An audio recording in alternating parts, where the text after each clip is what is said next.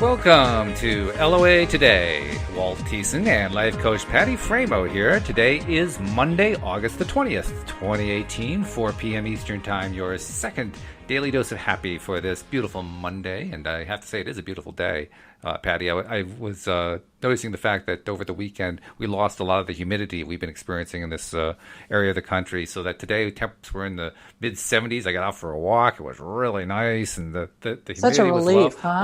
Oh, so nice, so comfortable. I mean, and I needed it, too. It was a good day for it. But, boy, Isn't it it's funny how much you appreciate something and like when you're sick and then you get well, you're like, oh my God, I feel so oh, good. yeah, And when yeah. it's super humid and then it's not, it's like, oh, huge breath of fresh air. Well, we had an experience like that just yesterday, actually.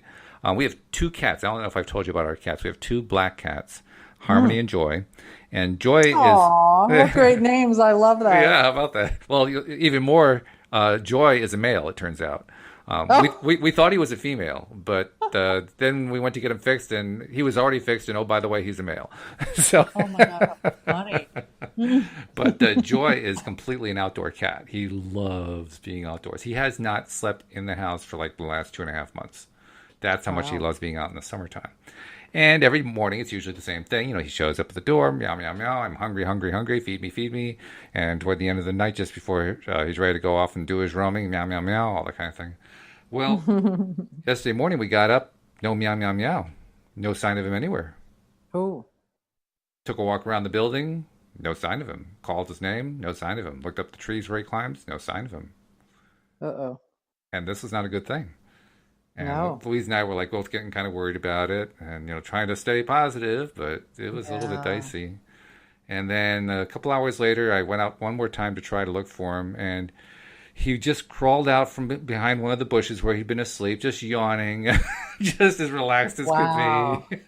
He was fine. We were the ones who were Isn't that so freaking out. typical? Yeah, Yeah. yeah, yeah. Oh, yeah. I actually had my cat do something. I have a cat. Actually, she passed away just this year. She was 20. Oh, wow. Great cat. What a Yeah. cool cat. But it was kind of time. But I had one of those similar experiences once where she normally would come out. She was an indoor cat, but she'd normally come out in, the morning and kind of hang out with us and stuff like that. And one morning, for some reason, I just could not find her. They're good at that. Called her. And of course, they don't come when you call No, them. no, no, no. Of course not. So I was calling for her and I ended up getting into this complete and utter panic and like thinking maybe she got out last night somehow. And I went all over the neighborhood. I was going nuts.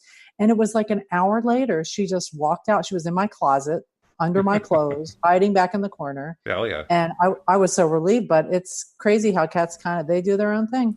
Well, Very independent. the office, which I use, or the second bedroom, which I use as my office for doing the podcast, among other things, has a closet, of course. And that closet door is usually closed. It isn't really used as a closed closet. It's more like storage. But one day, one of our cats, Harmony, got in there. I didn't realize that she was in there. I closed the door and locked her in. And Oh, then all of a sudden, like a few hours later, where's Harmony? I'm looking all over the house, can't find her anywhere. And then it occurred to me, she climbed into that closet, and I'd been sitting in the room next to that closet door. I mean, the closet door is like about 4 feet away from me. I can practically reach it if I, lean over. And she had made a sound. Now, this is a cat who will practically scream if you don't give her the attention that she wants. But she was stuck behind the wow. door, and she didn't make a noise. And it Well, wasn't until apparently she was nice and comfy back well, there. apparently she took a nap, yeah. But when I opened the door, she looked at me like, "Meow, where have you been?" Cats have such interesting They do. personalities. They Oh, really do. yes. Yeah, They especially really these do. two. We got them as rescues, and well, not officially rescues. We rescued them. They were abandoned Oh, by the neighbors across the street. We learned after the fact that the neighbors had been evicted from their home, and they had left 4 cats behind, not 2, but 4 cats. oh, Yeah, that's I've told sad. this story before, so a number of our listeners have heard this one before. But yeah, 4 cats, and we ended up taking 4 cats in for a while in a home where we were renting the home, and the lease said no pets. Of course. So that was kind of interesting for a while. And then that was before we moved from Virginia to Connecticut. And when we came up here, the place we got allowed us to have 2 cats, which meant 2 had to go, which was not a Yeah. happy scene at all. But the good Oh, news, the long but story short, is that the other 2, they did go to a shelter, but we ended up getting them adopted out. One we found a home for, and the other one somebody came in and adopted her. So Oh, good. It all worked out very nicely. But yeah, when we got these two, who we have right now, one of them, Joy, was the one who found us. He kind of came wandering over looking for whatever he could get for a handout. Harmony Mm-hmm. was kind of left behind. Harmony has a deformed front paw, so she can't stand normally like a cat will normally stand. Like she's bow-legged the way she stands Oh, because of the way her deformed paw makes her stand, and she can't walk or run as easily and as loosely as a cat normally would. She can run, but it's just not. It's very ungainly, if you know what I mean. yeah. Oh, poor thing. And so, because of Oh, that, and they were on their own for about a month, so they had to feed themselves. And she got the short end of the stick. So she was probably about 2.5 pounds when we got her.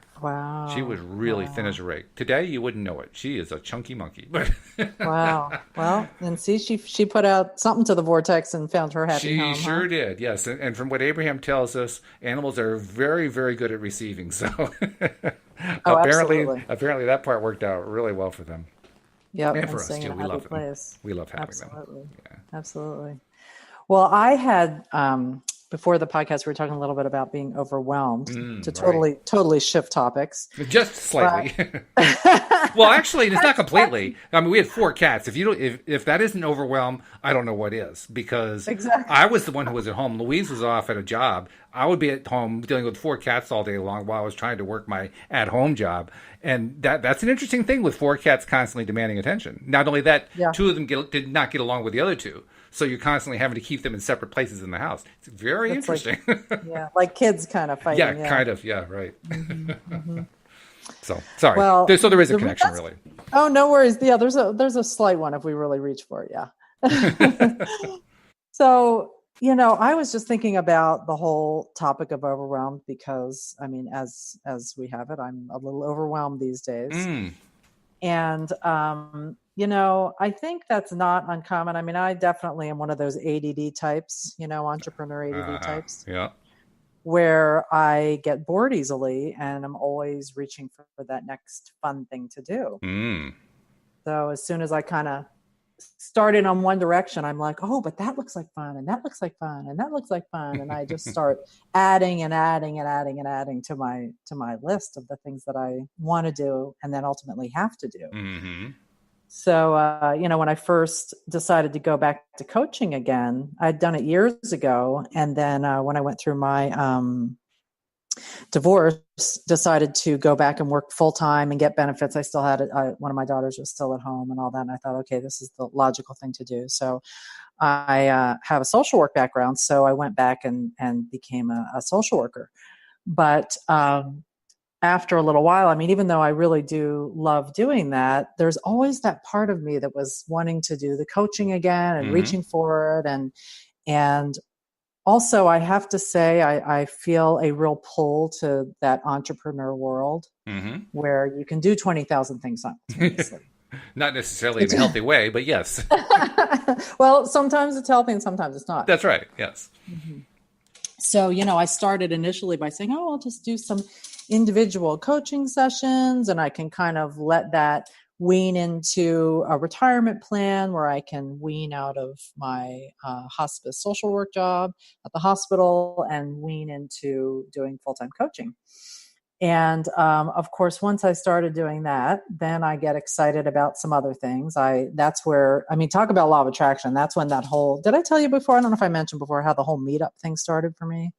I don't think you did. No, tell the story. Yeah, I don't know if I did. I've been a law of attraction person for, oh gosh, 10 or 12 years and listened to it every single day. And it's completely my happy addiction. And, and I was, wanting to doing some coaching sessions, beginning to gather some individual coaching clients, but really wanted to I love doing things in a group setting. And there's something about that co-creation that is just really fun and exciting, and thought it would be really fun to do a law of attraction meetup. And I had gone to this meetup. It's a law of attraction meetup in San Diego County. It used to be called North County Abraham Hicks meetup. But I actually, once I took it over, I got a letter from Esther's daughter, Tracy, who's their CEO, saying, you can't use our name. I don't even know how she found out about it. I was like, all right. So I ended up switching it to North County Law of Attraction meetup. Yeah, sure. But anyway, so once I took it over, well, actually, I hadn't taken it over. I just kind of put out there to the universe, gosh, this would be a really cool thing to do. Mm-hmm. Years ago, I'd gone to this meetup and one time, and for some reason, it just didn't resonate with me. That whoever was running it at the time, it just didn't feel right to me somehow. And I remember having the thought, oh my God, I would love to run this meetup someday. That would really be a cool thing. Hmm. And when I started doing the coaching, I kind of put out there, boy, I'd love to do some sort of law of attraction meetup. And it was seriously like that week that I get this email. It's just so crazy how this stuff happens. Oh yeah. I get this, I get this email saying, this meetup is going to close down, the one that I'd gone to, if someone doesn't take it over. And I was like, all right. So on a whim, I just took the meetup over. I figured, well, it's only like costing me $15 a month. I can do that. And we'll just kind of figure it out as I go. Right. And so I started running that, and I'm really loving it. I mean, talk about law of attraction. It's like I was so excited about it and got so lined up with it that it's like full with 25 people on a waiting list every single month. Wow, that's great. And that's really good. That's not easy to do with a meetup, so that's really good that you have a group that active. Well, it was just freaky. It just it literally fell into my lap. It literally just happened. And I don't even think I really did much for it. Which I love. It's the best way to do it, right? Mm-hmm. And so that meetup's been really fun. I'm doing it once a month. But then I started thinking, gosh, some of the people in the meetup had said, what have you thought about doing a group that's, maybe a weekly group? Mm. So then I started thinking, in the past, I used to run groups for women in transition and women transitioning through divorce and business owners and things like that. And that I really do love the group piece of things. So I started this, I decided to start this 8-week coaching group that was going to be in person. I haven't actually started it yet, but it's in the planning phases. Well, then that kind of led to thinking, well, what kind of group do I want? And so then I thought, well, it'd be really cool to do a beginner group and advanced group. Because, I don't know about you, Walt, but when you first learned about law of attraction, wasn't it kind of like this foreign language?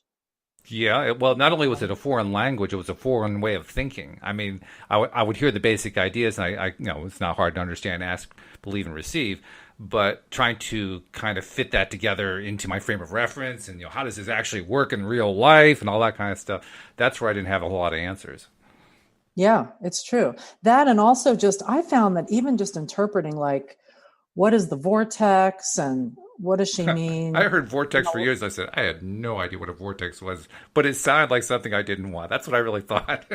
Really? What were you thinking it was? It sounded crazy. Sucked into this vortex like a tornado? Yeah, something like that. Yeah, it didn't. I mean, the joke I used to make is I wouldn't want to attract an ocean liner because you could get run over really quickly in that vortex. Yeah, I mean, I could see that. You could have negative connotations. Yeah, you don't know what's going to come out of that. So, I mean, once you understand it in full, then okay, I kind of get it now. But at first, okay, so that and high flying disc. That was the one that they don't use that one so much anymore. But a high flying disc. I said, what the flip is that? Yeah. What's a high flying disc? And then is that a also frisbee or something? Yeah. It's true. So, what is your interpretation of the vortex? I'm in the middle of my story, but I'll go back to it. What is your interpretation of the vortex? I'm curious if we have similar interpretations of these terms. Well, actually, my interpretation of it got modified when I went to my first Abraham workshop this past April. Louise and I went together to one here in Connecticut, and whenever Esther would talk about the vortex, she would swirl her right hand toward the right-hand side. I said, oh, well, that's what a vortex is. It's the thing to the right of Esther Hicks. It's this little air circle It's a little air circle, right? I still don't have a really clear idea of what it is. I mean, I think of it in terms of an energy field or not a field, but like a tornado, like a swirling thing that is just pure energy. And I get the idea that in this vortex, since energy is the ultimate building block for all matter, what's essentially happening in this hypothetical vortex is that matter is being created based on whatever thought we put into it. Beyond that, I don't have a clear picture. Okay, interesting. Because my interpretation is similar, but a little different. Okay. I interpret it as the vortex is sort of an energetic holding place. Okay. It is spinning because it sounds like everything is spinning and everything is energy and everything is moving all the time with a including my head flow. sometimes when I'm trying to understand this. Exactly. That's true. It's true. But I envision it as when we have something that we want, according to Abraham, it happens immediately. Like ask and it is given, right? So as soon as we put out, and oftentimes that's through contrast. So there's something that happens, like let's say we're overwhelmed and we don't want to be overwhelmed. And so what that means is we want to be relaxed and we want to be clear and we want to be calm and peaceful. And so that's sort of a general example, but in my opinion, that at that point gets put into the vortex, like this calm, peaceful feeling. Or let's say it's even something specific, like let's say you want to attract a relationship.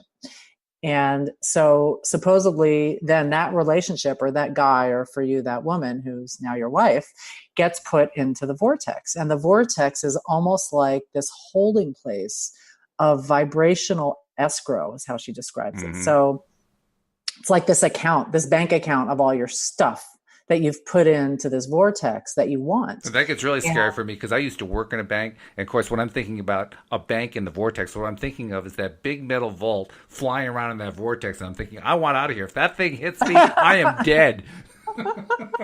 Well, the good news is supposedly it's just energetic, right? Oh, good. So it's happened vibrationally, right? And there this thing is, all this, and according to Abraham, I mean, this is like lifetimes of stuff that we've put in. So I'm guessing this sort of follows us from lifetime to lifetime. It's got to be really crowded too. Well, you'd think. I mean, but if it's vibrational, maybe it doesn't really matter. Maybe it's vibrationally crowded. I'm not even sure what that means, but exactly. So, I mean, let's say here's all this stuff that I've put into my vortex, and it's all sitting there waiting for me to line up with it. So when I say line up with it, I mean become energetically aligned with that thing that I want. Like a tuning fork.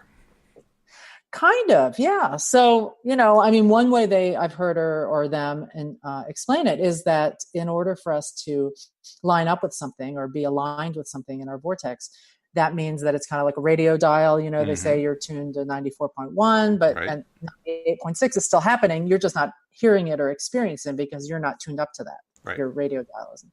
So the other way I think of that is, when I'm like, for example, if for a relationship, if I'm having doubts about it, or if there's any resistance about it, or I have any fears or whatever, that's making me not be lined up with that. And in order for me to get lined up with it, it means I have to be in this not only do I have to be kind of in a positive high vibration in order for me to line up with it, but also I've got to have that belief. The belief has to be stronger than my doubt in order for that to come out of the vortex. Does that make sense? Yeah, I think so. I mean, I think you did as nice a job with it as anyone could have. From my perspective, I got to know the lingo. I got to sling the lingo well enough that people could understand me and I could understand them. But the only way I really came to understand it, to really understand it in a way that made sense to me, was I would translate all the words. So vibration, I translated to feeling good. And the vortex, I translated to my emotional state. And, I just went through and did all that kind of thing. And as I twisted it into something that made more sense along those lines, what I came up with was all I have to do is get into my best feeling state and good things start coming to me. And when I said it to myself that way, it's like, well, shoot, that's so much easier. Why mess around with all this vortex crap? Just keep it simple. It's true. It's like there's actually this one thing I saw on YouTube about Abraham, and it's just called Get Happy. And it is oh my gosh, it's so cute. It's really funny too. It's the first time I've ever heard Esther swear or Abraham swear, but it's really cute. See, now everybody who's listening is going to stop listening to our podcast and go off and do they're a search going to go and Google try and it. Get Happy. Abraham Hicks, Get Happy. Exactly. It's really cute. It's this little clip, but she basically says like that, exactly what you're saying. Bottom line is get happy. Like the rest of it doesn't really matter. If you're happy, it happens. And I think one of the challenges that a lot of us experience is how do you get happy or how do you stay happy? Yeah. Oh, yeah. It's one thing to say you're going to do it. It's another thing to do it. Right.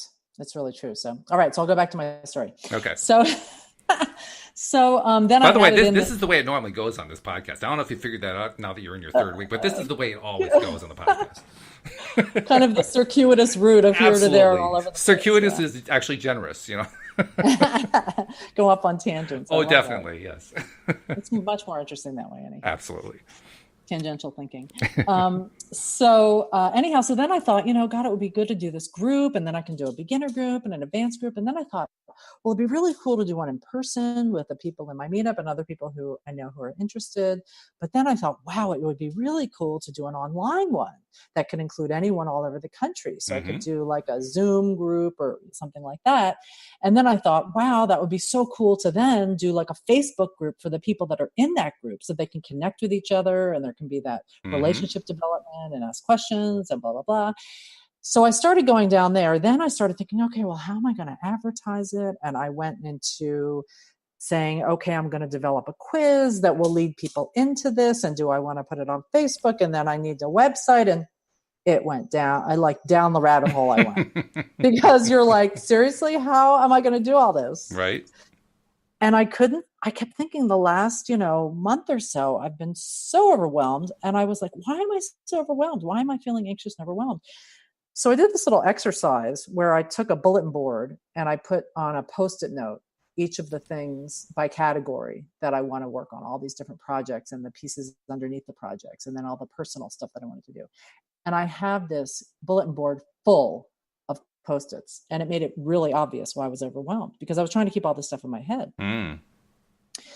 So, my goal is to scale back and give myself more downtime and alone time. Try not to fill every little gap of time that there is. I was just imagining your board there. I mean, there's nothing like a visual map to show you just how messed up your own thinking is. It's true. You know what I mean? You try to plan as well as you can. You try to cover all the contingencies, and then you write it all out and you say, what on earth was I thinking? Yes.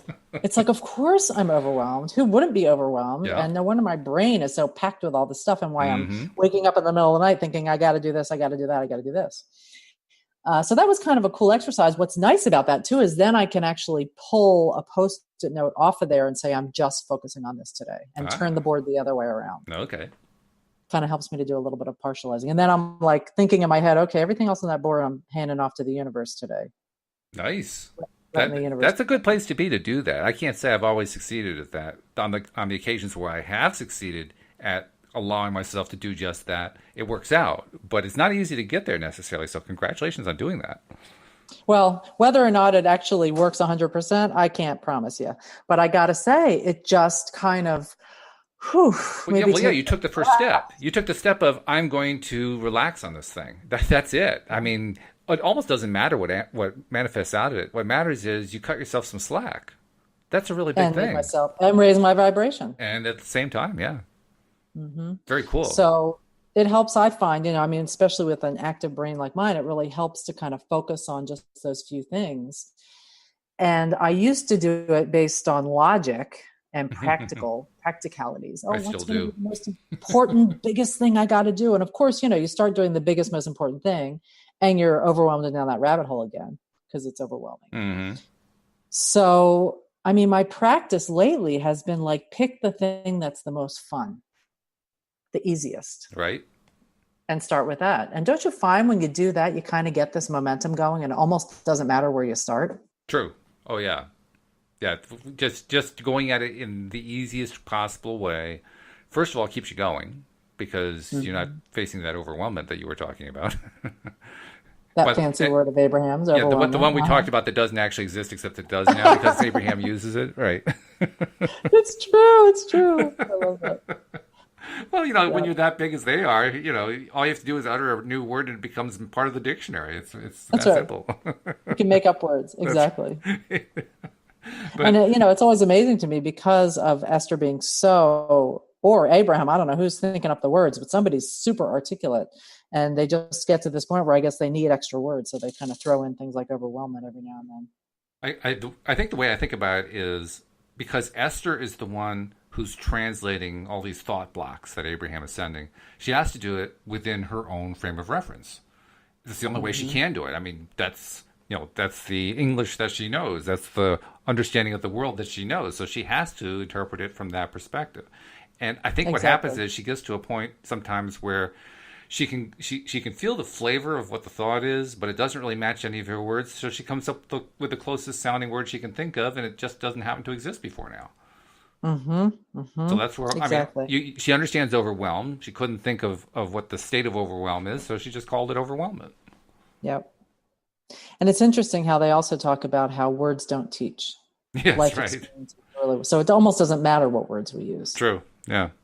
as long as it makes sense to us. Which is pretty crazy because they're also saying to us, we'll be happy to answer all of your questions at the workshop just as long as you understand the answer is always the same. Mm-hmm. So words don't Exactly. teach, but we're going to give you the same answer anyway. It's true. It's true. And we keep asking it too, That's right. over and over and over. It's crazy. We are consistent. That is good. Consistency is good. So I just found that, even just taking that stuff and putting it aside and just focusing on anything, any one thing, it almost doesn't matter what I'm going to start with. Hmm. So that easiest, funnest thing seems to be the thing that's most helpful to me, to start with that one piece that's fun. I think what happens when you do an easy thing is because it has in Abraham terms or Abrahamic terms. That's my word. I created Abrahamic. In Abrahamic terms, it has a vibration, and that vibration has a feeling associated with it. So when you do this really easy thing, the feeling is, well, it's easy, and the vibration is high because, well, it's easy. So you've given yourself Exactly. you put yourself on the first step in the direction of what Abraham says you want to do if you want to manifest what it is you really want to manifest, rather than the lack end. That was the other concept that made a big difference for me, especially in terms of understanding this vortex doohickey. Mm-hmm. The two-ended stick, the thing at one end, the lack of the thing at the other end. Mm-hmm. When I first got exposed to that concept, it was only a few years ago that I first learned that one. And when I first got exposed to it, I just sat with it for a while, and all of a sudden I could just see pieces fitting together that weren't fitting together. So interesting, isn't it? Because before So that, what is my understanding was, well, the universe doesn't understand the word no. And on the surface, that sounds like a reasonable explanation. But when you go down the rabbit hole, to use your phrase, Mhm. it turns out that even that explanation lacks.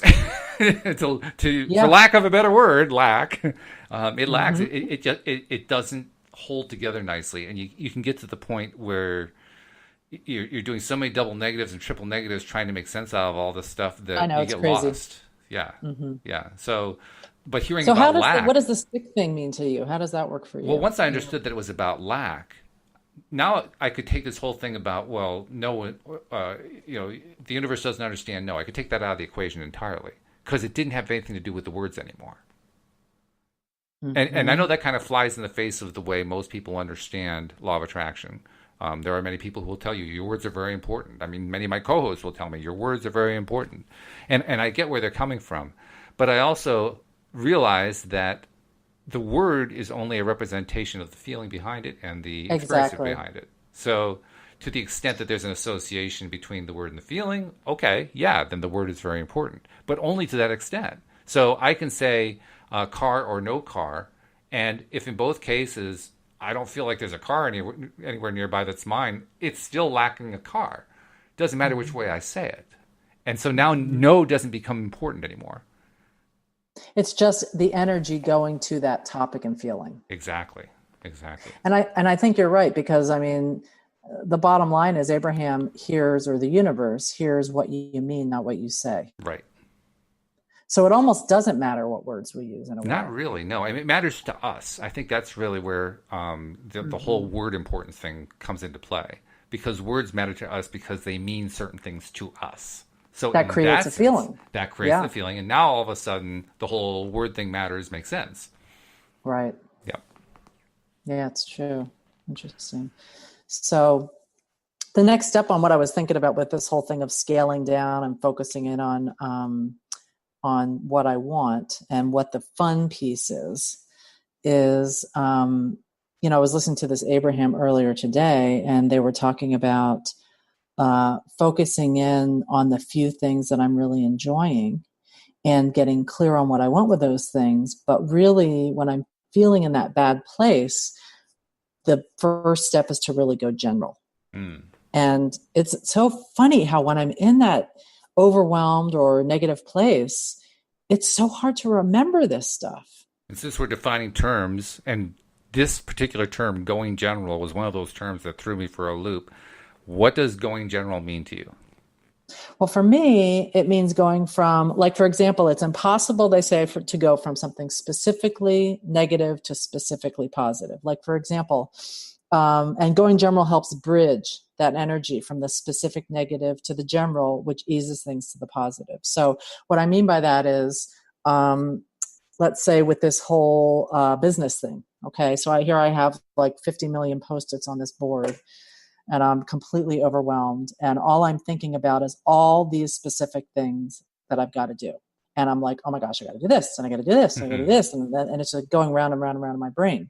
So for me to go general, I try and think of a general term that resonates with me, that I truly mean and believe, that makes me feel a little bit soothed. For example, I'll figure it out as I go. Or Okay. when the time is right, I'll know what to do.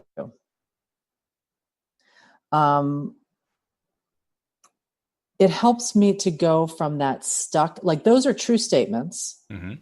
They're very general about the topic I'm talking about, because I'm overwhelmed about, oh my God, how am I going to figure all this out? How am I going to know what to do? What do I do first? How am I going to do all this? How do I find the time? So for me to just say, I'll figure it out as I go, is something that I do believe, because I do know that ultimately when I've been here before in this place, I do figure it out as I go. And somehow it always kind of works out. And things are always working out for me. Mm-hmm. That's another general phrase. And when the time is right, I'll know what to do. It's a Because I popular know one. yeah. And when I've had experiences in my past where I was able to go into that more general place, it helped to sort of soothe me. It kind of takes the wind out of my overwhelmment and that crazy racing brain, and helps me go, okay, I do know this. These are things that I do know. I will figure this out. When the time is right, I will know what to do. And It- things do kind of always work That's out an for me. So interesting way that you describe that there, because I agree with you. That's exactly what going general means to me as well. When I first heard the phrase going general, what, well, it didn't mean anything to me actually. I hadn't put it in juxtaposition with specific, so I hadn't said general as opposed to specific. Then when I heard the idea of general as opposed to specific, then I took it a next step beyond that. It wasn't just that I was no longer being specific, no longer insisting on it work out in just this particular way, but more than that, like you said, I was letting go of it. And mm-hmm. that's what going general really means to me. It means letting go. It doesn't actually mean so much non-specificity, although that's certainly, a part of it, but on the larger scale, it's just letting go. It's just like, I can't do this. So, universe, you're going to have to do it for me because I have no freaking idea how to do Right. this. It's true. It's true. And that's a really good way of looking at it too. I think that there's something for me in addition to that general piece, or in addition to that letting go piece, is coming up with a statement, and even if it's just in my head, that I do believe, but that soothes me, because Mm. right then I'm kind of in freak out mode. Mm-hmm. And one of the real things I love most about Abraham is always that gearing towards soothing. I find that so many other motivational speakers and leaders and things tend to be very hard hitting, Yes. Oh, I kind of agree. like, pull yourself up by your bootstraps, get going on this, be more motivated. It's from the pushing from behind aspect Or there's that also there's the Think and Grow Rich, the Napoleon Hill approach, where he doesn't really do that kind of aggressive, in your face kind of thing, but his explanation is, to use modern terminology, it's a little woo woo and airy fairy. He doesn't actually explain much. I mean, his most direct explanation is the reader will understand what this is if the reader is truly ready for it, which doesn't help you at all if you're trying to understand what the concept is. right. I mean, I agree with the concepts, but it's interesting because, that's where Jerry started. I don't know if you Yeah, probably knew that's what he started with, was he was leading Think and Grow Rich seminars, that's right. Yeah. and I guess evolved into, once Abraham started weighing in on things, he was like, wow. Like, and I mean, initially, I just love that story I think it was in the Law of Attraction CDs, Mm-hmm. the initial ones where they were describing how, when Esther first started receiving Abraham, and Mm-hmm. what that was like for her, and how Jerry would like wake her up even in the middle of the night, Yes. constantly with questions like, well, what about this? What about this? What about this? Because he was just so wanting to know, like you were saying with Think and Grow Rich, it started this whole opening of his thoughts, and he loved the concepts. But then how does that really work? And I think Abraham was providing that for them and Mm-hmm. for us. Oh, yeah. Although I have to also give Jerry credit. I mean, one thing that Cindy and I noticed was Cindy and I just finished Money in the Law of Attraction. We dissected it over the course of something like 4 or 5 months, something like that. We just finished it last Wednesday. I got to listen back and hear those. Oh, it was great. It was a lot of fun. But one of the things that came out of it was Jerry had an amazing life. I don't know if you realize how many things he did in his life before he met Esther. I don't think I have. I have got to read that book, or at least listen to it. I mean, this is off the top of my head. He worked on a bunch of farms. He grew up on a farm. He had a tomato raising and selling business. Same thing with hens, raising and selling hens. Oh, wow. He worked as an acrobat. He worked for the YMCA. He actually worked in a circus. He worked for a Cuban circus as an acrobat on the flying trapeze. I wonder if there's any tapes of videos of there anywhere. Oh, wouldn't that be something? Oh, that would be so cool. Let's see. I'm trying to remember what else. I mean, there's like this long list. He led a Cub Scout troop. He sang with the New Orleans Opera. Wow. He was a teacher of gymnastics. I'm trying to remember what else. He had a lot of this guy. He chopped and sold firewood. Oh, here it is. I just found it. He was a roofer. He was a sheet metal mechanic, an elevator operator, a lifeguard at a beach. He did all this before he met Esther. Can you imagine? Wow. I mean, no wonder this guy was so good at putting a business together when it finally all came, to him, the thing that he had been asking about and all the questions were getting answered. I mean, he knew exactly how to put together. He'd been through just about everything you could go through. Exactly. He had a lot of skills. Oh, yeah. A lot of skills. And a lot Huge of different number. areas. And a lot of interests. And a lot of daring, too. I mean, you have to have some daring to keep trying stuff like that. It's a wonderful trait. It's a really wonderful trait. So interesting. Yeah. I wonder what Esther's background was originally. It was actually rather vanilla, plain vanilla, if I remember correctly. They were Well, opposites I in a believe sense. that because, given the fact that she's talked about how Abraham was able to use her kind of as a vessel because she really didn't have a lot of strong opinions one way or the other about this whole thing. It was kind of open. She did have the strong religious background, and that kind of hindered her for a bit. Mm-hmm. Because at first she had to kind of reconcile the idea that she was basically engaging in sorcery, which of course the Old Testament teaches vehemently against. But when she got past that part, it was clear sailing for her. I don't think she had a whole lot of resistance in place after that. Well, that was apparently a lot, not. But, yeah, apparently not. Right. Apparently not. Interesting. But tying all this. Oh, go ahead. No, you go ahead. I was just going to say, tying it all back to what we were talking about regarding the vortex and about the two-ended stick and so forth. The thing that comes to my attention whenever I think about those concepts and where these people came from is that, first of all, like we said before, Esther is interpreting from her perspective based on her knowledge base. And her knowledge base wasn't as great as Jerry's just because Jerry had done all these incredible things with his life. Hers was a plain vanilla life by comparison. But she was the one who had to do the translating. And Jerry, because of all that varied background he had endless amounts of questions to ask. So for him, it was never a question of stick and lack end of the stick. It was always thing end of the stick, thing end of the stick, thing.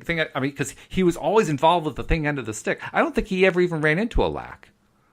I don't think he even knew what that was at first. That was probably like when Abraham first said to him, lack end of the stick, he probably said, huh? What are you talking about? That's not part of my experience. And it is so interesting, too, how that combination of their two personalities is what allowed Abraham to come through, because it was Esther's open vesselness and Jerry's intense asking and Yeah. curiosity and his wanting to know. So he Just had that wanting. passion and that wanting to know. Yeah. Interesting. And it's so fascinating now listening to when Abraham gives workshops and things like that, how I've heard her, Esther say, or Abraham, whoever, say things like, oh, that was Jerry. Yes, right. And it's fascinating. What, I mean, I'm so curious about that. Like, what is this? Is this like this group of, I mean, they say it's a group of non-physical beings, apparently, who are kind of teachers or wanting to help us figure all this out. But then I kind of wonder sometimes, are they each coming in individually when they're talking? I think they are. To be honest, I'm never really great at imagining visual scenes, but I do kind of sort of imagine this visual scene in an abstract kind of way. I don't think of it as here's the picture, but rather there's an object here and an object there, and they're relatively, this far apart. That's about the extent that I can paint my scene. There's no color or anything like that. But I imagine literally that there's a line of non-physical beings on the other side with a microphone of their own, just like we have a microphone, and Yeah. and there's a sort of a non-physical counterpart to the physical Esther Hicks saying, "Okay, you first, then you, then you, then you." It's just so, it's just so interesting to know about. Someday maybe we'll be there. Maybe we'll be one of them. Who knows? I Maybe would we'll think be so. part of Abraham. Yeah, that's quite possible. That's quite. I mean, Jerry already is, so why not? It's And Jerry fascinating. was very recently here, so that that's very doable, I would say. Yeah. The one thing that Yeah. I find fascinating is how Esther's sense of humor as she is receiving Abraham changes, and I think that's because we have different entities each time. Well, yeah, not only sense of humor, but I've noticed how some of the voices that come through are almost like impatient Oh and yes, almost kind of dressing down of the person. a little condescending at times. Yes. And then others are very sort of nurturing and Mm-hmm. supportive. Yeah. Yeah. And I'm curious, yeah, it's interesting to see. I wonder how they are choosing which voice is coming through at what time. Now I'm going to ask you a question that one of our listeners asked us one time. At one point, we were doing a Tuesday night show. Tom Wells and I were doing it, and one of our listeners, one of my favorite listeners, actually, he listens to us while he rides his tractor in Tennessee. I mean, Oh, I just love that. that's so cool. I have a great visual of that. Isn't that great? Yeah. Anyway, he called us up and he was asking us a wide range of questions. One of the questions he said was, and this is my interpretation of his question. I mean, aren't we concerned about the fact that Esther is apparently possessed? Abraham possesses Esther. I'm curious to know what's your take on that. Is Abraham possessing Esther? I don't think so because to me, when someone's possessed, they're not in control and somebody else is taking over them. And it's Mm, something that they're not getting to. It's just happening to them. It's yeah. like they're a victim. And with me, Esther is clearly a co-creator Hmm. in this and making the choice. I mean, if she didn't want to be doing this, she could just not talk. That's true. I mean, it's not like she needs the money. Right. She's a Right. very wealthy woman. Yeah. Last thing she needs is more money out of it. I know. I love hearing about that monster bus. I keep thinking, gosh, I'd love to have a monster bus like that. Yep. Wouldn't that be cool? Travel all over with that. Well, I imagine it was a lot more fun while Jerry was still around in physical form. Yeah, I've wondered about that too. I sometimes wonder how she's able to stay, because, she has to be lined up with her inner being in Hmm. order to be able to receive Abraham. Yep. And especially in the beginning, I wonder how, right after Jerry died, how she was able to do that. I didn't know if she took time off or I wouldn't be how she surprised if got, she did. I mean, that's going to knock yeah. anybody for a loop. I don't care who you are. Hmm. Hmm. Somehow, though, she always seems to be in that good enough place to be able to do that. I have heard her a couple times when I've listened to some of the video or audios where certain people in the audience would ask specific questions about that. Hmm. And Abraham would kind of answer with kind of like, not such a good idea to go there for Hmm. Esther right now and kind of move away from that. Oh, okay. Well, that's good. I'm glad to hear Abraham was looking out for her. Exactly. Have you been, so you went to the one Just that one. workshop. I haven't been to any others, and I figured I'd never been to one before, and I'd been a fan for all these years. I really should go to one. And so Louise and Yeah. I went to one What together. did you think?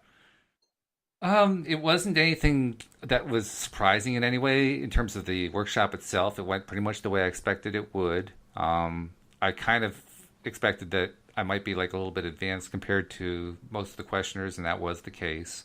And I was kind Hmm. of ready for that. Like I was all right with that. I had my own questions, but when I got there, for a variety of reasons, I just didn't really want to ask them. It wasn't interesting to me to try to ask. Hmm. And I think the biggest surprise was I kind of expected. I mean, now this is a very crowded room. There were probably 550 people in this room, and Hmm. I guess that kind of explains it. But I kind of thought that because these were all Esther Hicks Abraham followers, there'd be some warmth and like, oh hi, hello, my name is this and so forth. During the break, nobody talked to anybody.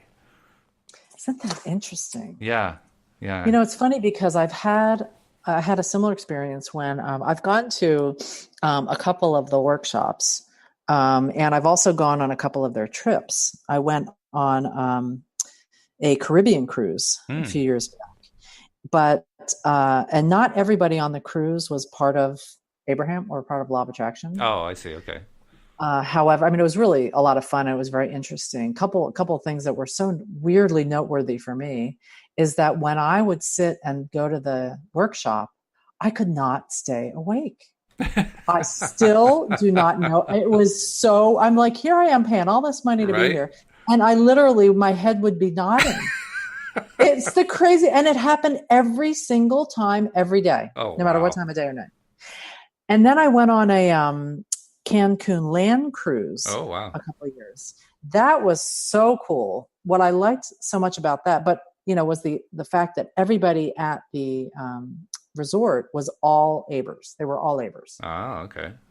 And there was something really cool about knowing that. But again, I had a similar experience to you where you're kind of looking around and thinking, wow, I didn't realize someone like that would be a neighbor. And this person, I would never have thought they were a neighbor. And this other person here, it was sort of surprising how it's all different types of people and personalities can still be followers of this. Now, of course, they're in, different ranges of beginner versus experienced, and those that are actually using it in their lives versus those that are kind of listening and not worrying too much about Hmm. that. Yeah. But I had, especially on the cruise in the Caribbean, I was also feeling kind of like, gosh, I would have thought that it would have been this warm, fuzzy, we're all in this together feeling. And it wasn't that. And it wasn't. And it Yeah. wasn't. I did feel more of that on the Cancun Oh, that's good. trip. I think because I knew that everybody there was part of it. Hmm. But I also, it's also interesting to see how going to those workshops, just in the regular ones that she has in different cities, how that also brings all kinds of people. And it's not this whole warm, fuzzy thing like I Hmm. thought that it would be. Hmm. It's kind Yeah, of I asked interesting. Wendy Dillard about that because she's been to a number of them. She is probably the number one workshop attender of anyone I've ever met. Not just Abraham workshops. She was big into Tony Robbins for many years, and she's done other kinds of self improvement workshops. I don't remember the exact number, but I think she told me once that she had spent over $130,000 on self help. And I thought, Wow. whoa, that's serious money. Yeah. So clearly it's a high value of Very high hers. value for her. Yeah, yeah. Yeah. And I asked her about just what we're talking about here. What have you found it was like with the people at the ones that you've gone to? 'Cause she's been to a lot of the major events and the single day workshops and so forth. And her response was initially she was kind of like casting around trying to say, well, let's see what was my experience. But when she finally nailed it down, she realized, in her words, and I'm actually probably mischaracterizing in a certain way here, just because I'm taking a particular way to express it. But she's something of a chatty Cathy, so she Hmm. has no problem just starting a conversation with whoever is around her, and so Hmm. she never lacked conversation with like-minded people, and you get one person like that, they'll break the ice for an event like that pretty quickly. So pretty soon you got a conversation going on. But I think that's what It's it takes. You have to have somebody who's a little bit chatty and who's a little bit willing to just hmm talk to whoever they're standing next to and just get a conversation going. Because Yeah. otherwise, I think most people, I think that natural, not natural, but that learned reserve that we all have in public social places still holds sway, even in an Abraham workshop.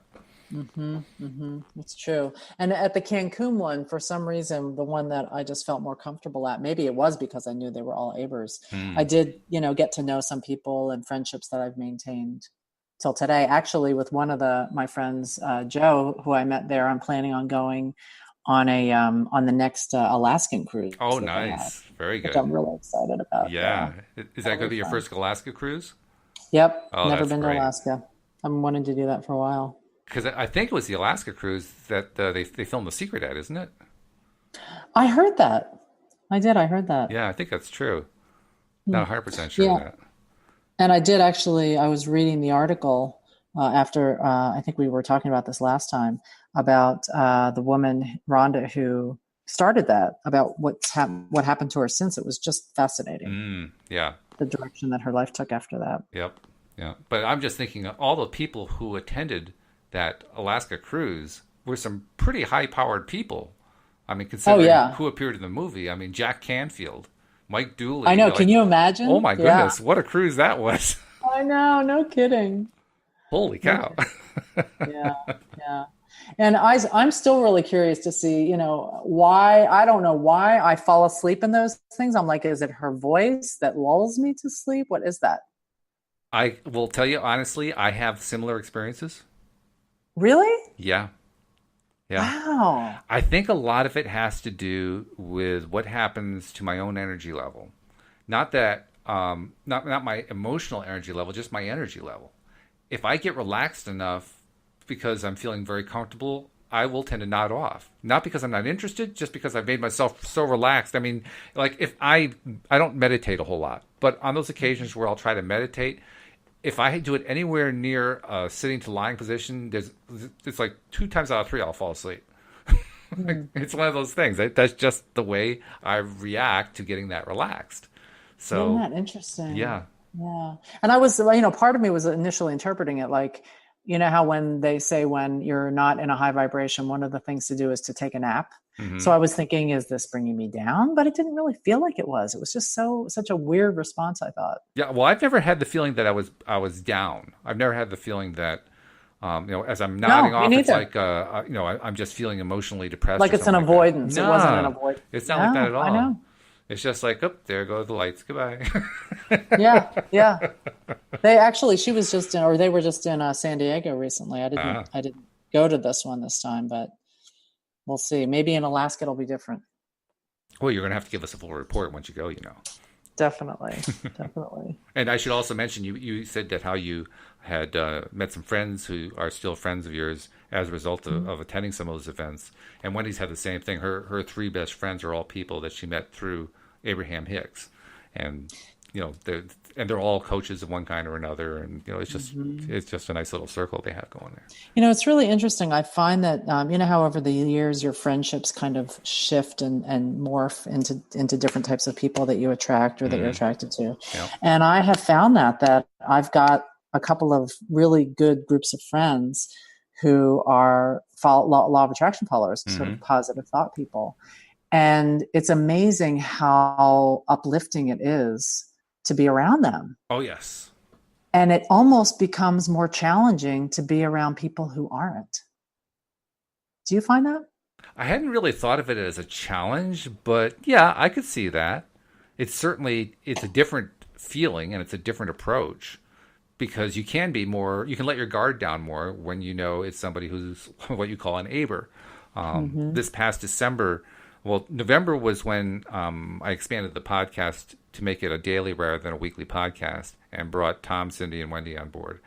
In December, because of how well that had gone, because literally the 3 of them, I put out emails to 7 different coaches I found, and those are the 3 who responded within 24 hours, and 48 hours later, everybody was signed up. So it was a real quick process. Same thing happened with you and Linda just a few weeks ago. I contacted you guys and bang, let's go. Fell into my lap. Fell Just right fell into into place. my lap. Like boom, here we Loved go. it. Yep. Well, because of that experience, Louise said to me, if we're really going to be serious about pursuing this law of attraction stuff, we need some LOA friends. And I said, Yes. yeah, that's a good idea.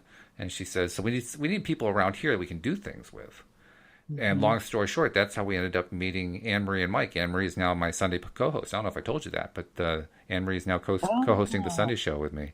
And how we cool. met them last December. And they also were contributors to the book. And we've met a bunch of other people, too. We've met, I don't know, God, 7 or 8 people in our local area, some of whom are listeners. That was the best part. At least 2 of the people that we met were people who who actually found me because they're listeners of the podcast. And boy, oh boy, is that fun. Not only did we get a chance to talk with people who are like-minded, but who are fans of the show. And That's really I've actually cool. referred to Dave a couple times in the last few podcasts, but I'll say it again. Dave was the one who said to me, you realize, well, I know everything about you. It's a little one-sided It here. is. When you do a podcast, that's the nature of, doing the podcast. It's true. Yeah, it's funny because you're right. I've got one of my I have a couple groups of friends that are law of attraction friends, and I had a bunch of them over a couple weeks ago. And one of my friends, Valerie, said, "Oh yeah, I was listening to the podcast, and it's just so cool to have that sort of those worlds collide." Isn't it? Yeah, Yeah, it really it is. really is fun, and we've gotten really great friends out of it. I mean, especially Anne Marie and Mike. Louise and I have done things with them a number of times since then, and the friendship is just getting warmer and warmer. So, yeah, That's it's neat. fun. It's great, there is something about talking to somebody else who's already into this. I think it's that we all kind of understand. We don't have to go negative. We don't even have to deal with the negative most of the time. Well, I mean, it may come up a little bit in occasion, but most of the time it's about fun stuff. That's what the conversation Hmm. is. You know, Hmm. we get together And with if it Mike and does Anne go Marie, and it just, negative, well, yeah, it does occasionally. yeah. Yeah. And if it does, it's a similar approach Mm-hmm. to getting past that To negative or climbing out of it. beyond it. Yeah, exactly. Yeah, Yeah. exactly. Yeah, it is Very, very, nice. very comfortable to do it that way. But I mean, like I was going to say, Anne Marie, Mike, and I, and Louise and I, for the 4 of us, excuse me, have closed down restaurants virtually every time we get together. That's how much we're enjoying the conversation. Oh, that is so cool. Yeah. Yeah. So we have just a few minutes left, and I haven't done any promos, so I need to do a couple promos here before we run out of time. First one, Okay. we've been trying to do this for a couple weeks now, and we are getting some successful results, but we need all of our regular listeners to go to their favorite social media site, whether it's Facebook or Twitter or Instagram, whatever you like, and post something about loatoday.net. And make sure you include the whole phrase, loatoday.net. The reason we want that whole phrase in there is, well, I won't go into all of the technical stuff about why that works. But when you do that, it basically puts us in front of a lot of people in a lot of different ways. And we're already seeing it. Patty, I mean, you would not believe what's happening with the listenership over the last week and a half, 2 weeks or so. There's been a nice jump upward in listenership, both in terms of number of listeners and how many episodes they're playing. So we're hoping to Oh, that's continue. cool. Yeah, it is cool. So we're hoping to kind of increase that trend. And the way to do that is just to help us out. Just keep posting. Every time you hear a podcast and you like it, I just listened to loatoday.net or whatever you want to say. It doesn't matter. Hopefully nice, hopefully kind. But, Hmm.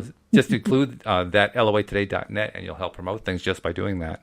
And for you who are not yet subscribers, you probably new, maybe it's your first episode even, take a moment to subscribe. I mean, you like what you've heard so far. Otherwise, you wouldn't still be listening 58 minutes later into this podcast. And this is the way it is every time. Every episode is this good. So all the instructions are on the homepage of our website, loatoday.net. It takes about a minute. It's free. And when you're done, you get all the episodes streaming automatically right to your smartphone every single day. And that's the end of the promos. La-di-da. Da da da. So, And and when I get through my list of overwhelming things, I'll eventually have a website that I can. well, then we got to tie it all together then, because the topic is overwhelmment, right? And we've kind of Hmm. explored it a lot of different ways. So, what's the formula? What's the formula for avoiding overwhelmment? Follow the fun Yeah, that's a good rule, isn't it? Stay with what feels fun. and partializing and putting everything aside and just focus on one thing at a time and pick the fun thing to start with. Hmm. Yeah, I think that's good advice right there. Speaking of advice, I want to make sure that we also include you in this because you volunteer your time for this. You're a coach. People may actually find you to be a pretty good coach. I find you to be a good coach just by talking to you. How do somebody reach out to you and find you and have a conversation? Well, right now, the best way to reach me is by emailing me, which is patty@pattyframocoaching.com, PATTYFRAMO coaching.com. All right. Very simple. Patty, it's been great. Can't wait to talk to you again next Monday. Thanks. Good to talk to you too, Walt. And we'll see you all as well next time here on LOA Today. Goodbye, everybody.